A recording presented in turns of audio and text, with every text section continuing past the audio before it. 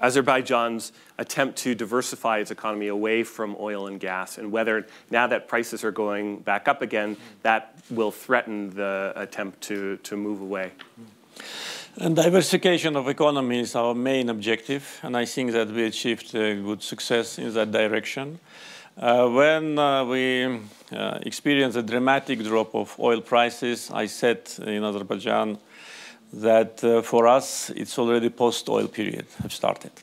And we should forget about oil, forget about gas. Of course, we must implement completely the projects which we are now implementing. But as far as the source of major income, we should look at technology, innovation, industry, entrepreneurship, and agriculture. Therefore, we introduced very serious reforms which already brought good results. And the non-oil sector of our economy grew almost 3% last year, and non-oil industry almost 4%. Therefore, I should say that the process of diversification is already here, and we have no plans to slow down. Now the price of oil goes up, but it will just increase our reserves. We managed to optimize our expenses. And last year, still the price was low, but we earned $4.5 billion more to our reserves. That means that even with low price, we will be on the safe side. Our budget of this year is based on $45 per barrel. Therefore, whatever is more than that will go again to the sovereign fund. But at the same time, we should all understand that oil and gas will continue to be the main part of our economy. Though already today, non-oil sector is about 70% of our GDP. So our target is to diversify our export, to increase the level of non-oil products in our export portfolio. As far as energy projects are concerned, once again, they are important for us, they're important for the region. And the projects which we initiated actually changed the energy map of the region. The first pipeline we built to Georgian port of Supsa connected Caspian and Black Sea.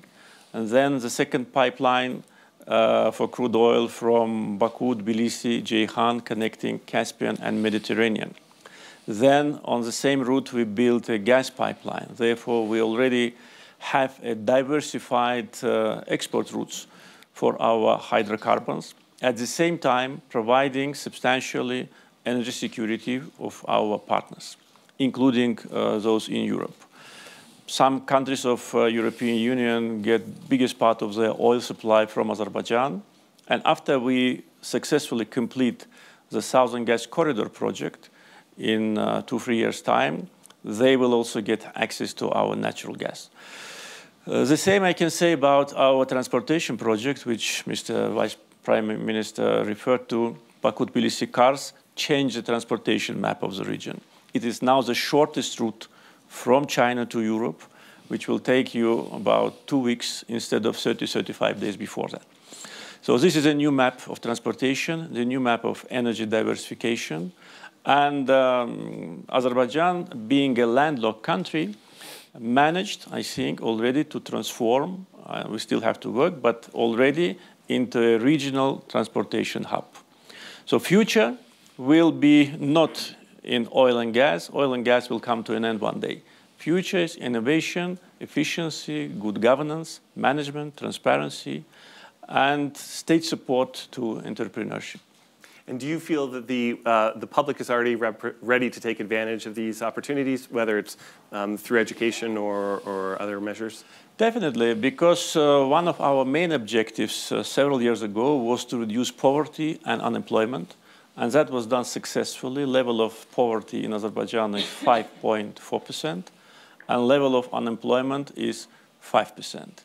In the last 15 years, our population grew 1.5 million people. Therefore, creating jobs for us is a permanent process.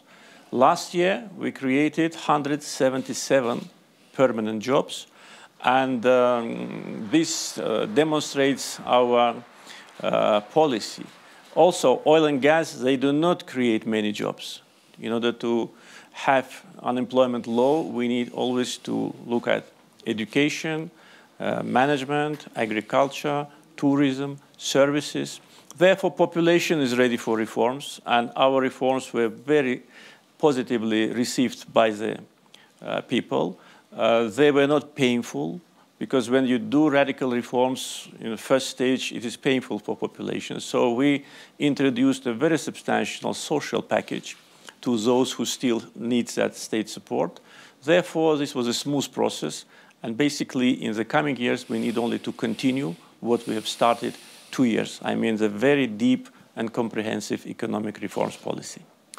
Prime Minister, obviously no country will